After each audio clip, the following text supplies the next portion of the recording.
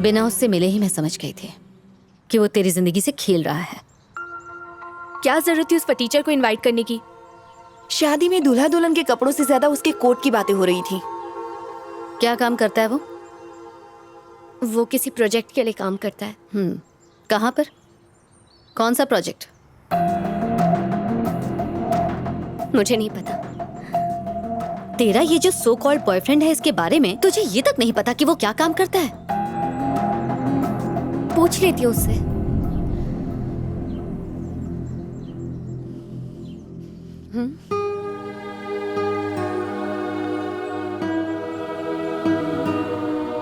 तुम्हारी ही तरह बिना किसी की परवाह किए एक लड़की किसी से बेइंतहा प्यार करने लग जाती है।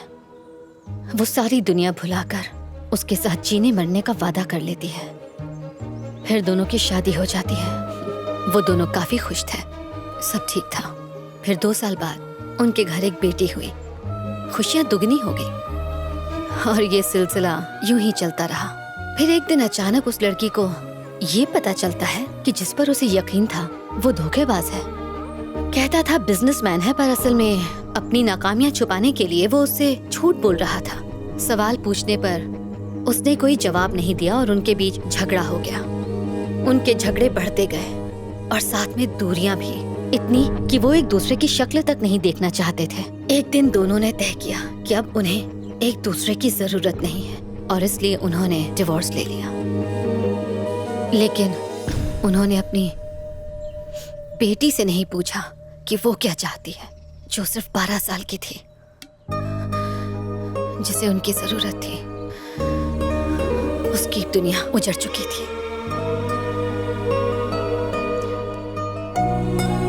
उसका नाम श्वेता था। 7A rosary convent high school में तुम्हारे साथ पढ़ा करती थी। वो अपनी माँ के साथ कहीं और चली गई। किसी और की गलती, सजा किसी और को मिली।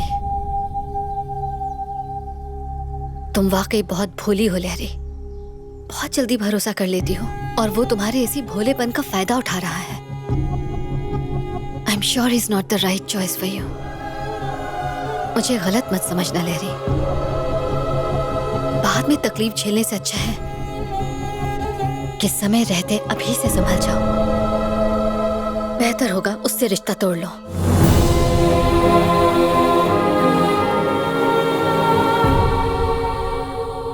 मैंने तो कहा था गाड़ी में मत जाओ बैंकॉक।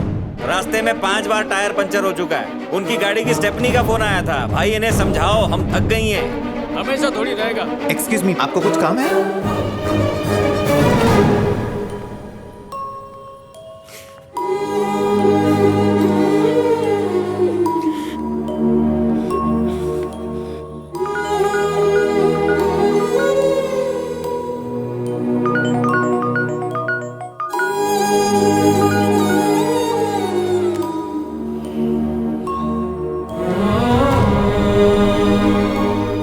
लहरी,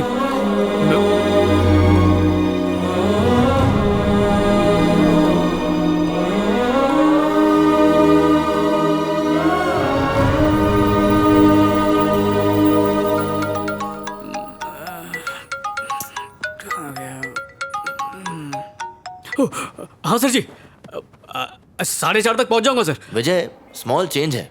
बॉस शाम को बाहर जाने वाले हैं, तो 11 बजे मिल सकते हो हमें? सर जी 10 मिनट बचे हैं। क्यों, तुम नहीं आ सकते? बिल्कुल आ सकता हूँ सर।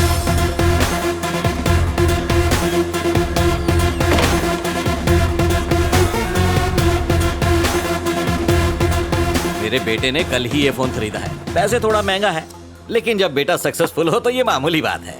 अगर विजय को सक्सेसफुल बनाना है तो उस पर जरा जोर डाला करो। All the best. थैंक्स पापा जी। फुल जोर डाल दिया ना?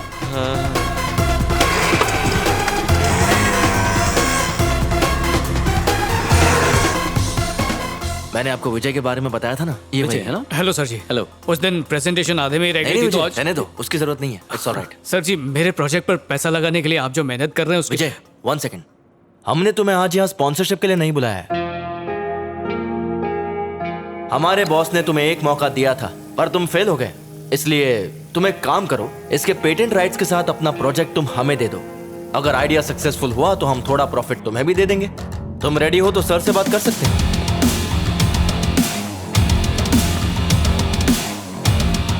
सर मैं ये कह रहा था कि ये क्या है भरत? ये भीख में कपड़े मांगकर टहलने आया है क्या? ये तुम्हें टूरिस्ट ऑफिस लग रहा है? हाँ? ओए भिखारी वो होता है जो दूसरों के टुकड़ों पर पलता है, जैसे कि तू।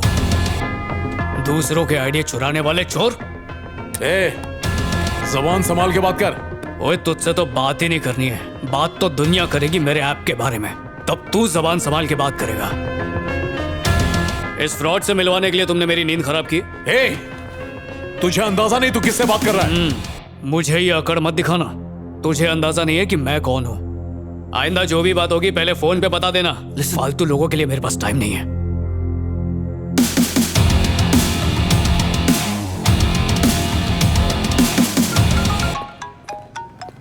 हेलो जी। मैं तुमसे मिलना चाहती हूँ। ठीक है, कल मिलते हैं। नहीं, अभी।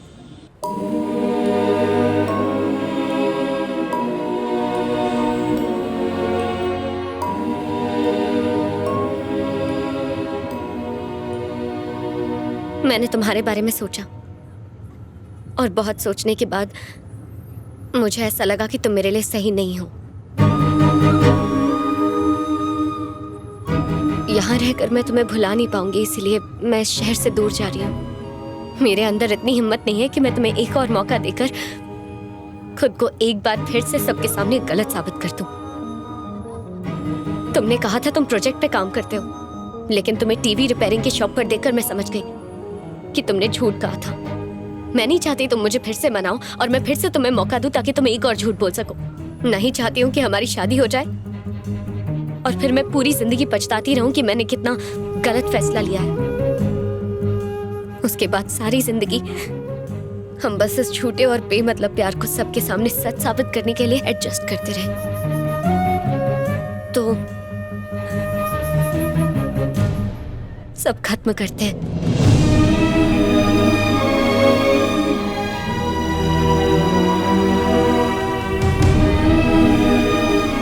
Let's make this relationship healthy.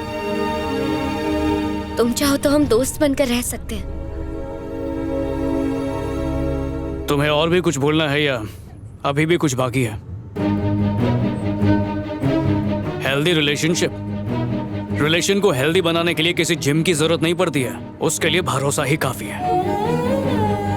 बिना भरोसे के प्यार ज्यादा दिन नहीं टिकता, वो रास्ते में ही दम तोड़ देता है। पापा जी बोलते रहे शराब छोड़ दे, पर मैं नहीं छोड़ पाया। उस दिन तुमने गुस्से में बस एक बार कहा तो मैंने उसी दिन उसी पल से शराब छोड़ दी। प्यार एक तरह का स्टिकर है जो चिपक तो सकता है, लेकिन अगर तुम उसे निकालने की कोशिश करो तो वो उस जगह से निकल तो जाता है पर फिर कहीं नहीं चिपकता, निशान छोड़ जाता है हमेशा हमेशा के लिए। उस दिन तुमने सर्विस सेंटर में सबके सामने मेरा कॉलर पकड़कर मुझसे इस बारे में पूछा होता तो इतना बुरा नहीं लगता जितना इस बात का लग रहा है कि तुमने बिना मुझसे पूछे एक तरफा फैसला ले लिया, बिना सच जाने। ये जॉब बस खर्चा निकालने के लिए कर रहा हूँ, पर मेरा सपना वो ऐप है जो लोगों की जान बचाएगा और ये मैं साबित कर सकता हूँ। पर बात सिर्फ कमाई की नहीं है, क्योंकि बाद में तुम मेरी बाइक को मुद्दा बनाओगी, बोलोगी शादी के बाद हम बच्चों के साथ इस पे कैसे बैठेंगे। फिर मैं पड़ोस से 2 बच्चे लाके अपने और तुम्हारी गोद में बिठाऊंगा और आराम से पूरा शहर घुमाऊंगा। मैं खुद को हर बार साबित कर सकता हूँ पर करूंगा नहीं, क्योंकि मैं थक गया हूँ।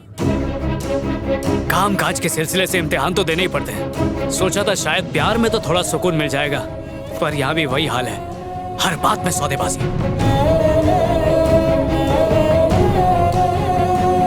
सच्चा प्यार वो होता है जब हम एक दूसरे पे आंख बंद करके भरोसा करते हैं। अगर तुम लड़कियों को प्यार साबित करने के लिए ताजमहल भी बना दे और तुम्हारा मूड मुंह फुलाने का हो तो कहोगी कि तुमने क्या किया, ये तो मजदूरों ने बनाया। बहुत हो गया, अब बर्दाश्त नहीं होता। जिस तरह लड़कियों को डर होता है कि वो जिंदगी भर घर गृहस्थी कैसे चलाएंगी, उसी तरह लड़कों को भी डर रहता है कि वो अपने प्यार का यकीन कैसे दिलाते रहेंगे। मजलूम बनना आसान है, पर साथ निभाने की हिम्मत रखना मुश्किल है। मैं जा रही हूँ। मेरे दिल से तो कब से जा चुकी हो।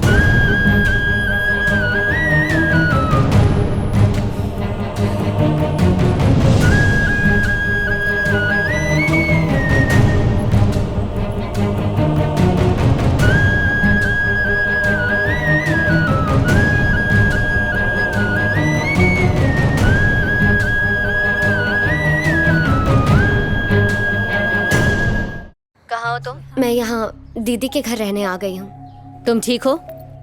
मैं ठीक हूँ। नई जगह, नई जिंदगी। तुम्हारे लिए यही ठीक है। फिर से उसे कॉल या मैसेज करके जिंदगी को उलझाने की जरूरत नहीं। चलो बाय। बाय। सुनो, अगर डेडिकेशन नहीं है तो सपने क्यों देखते हो? मैंने फालतू में ही सीईओ से तुम्हारी सिफारिश की। तुम तो बहुत ही लापरवाह हो। सोशल मीडिया में टाइम पास के अलावा कभी मेल्स चेक करते हो? प्रोजेक्ट के लिए अप्रोच किया था, जब काम हो गया तो पलट गए। सब मेल चेक किए थे, लैपटॉप और फाइल के साथ वहां पर गया भी था। फिर हुआ क्या? हमेशा की तरह मुझे वहां से एक बड़े से नो के साथ बाहर फेंक दिया गया। तो एक काम करो कि रहने दो छोड़ियो अपने सीईओ से मेरी सिफारिश करने के लिए थैंक यू। आपके सवालों के जवाब देने के लिए मेरे पास ताकत नहीं है, उसके लिए सॉरी। दोबारा कभी अपनी शक्ल मत दिखाना। आपकी मर्जी जी। Idiot।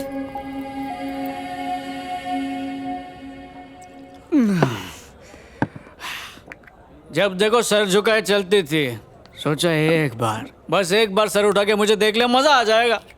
फिर उसने देखा, फिर सोचा एक प्यारी सी मुस्कान दे दे, तो वो भी दे दी।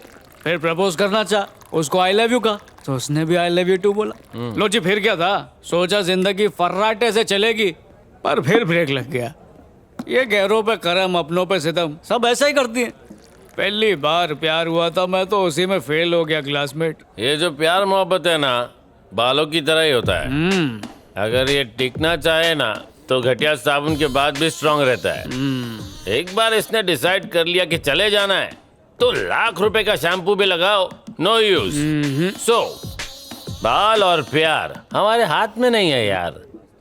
बोलती थी दाढ़ी बहुत सूट करती है, कभी मत निकालना, इसलिए ताकि जब तक साथ में रहो कोई और ना देखे और ब्रेकअप हो तो देवदास के नाम से हम बदनाम हो जाएं।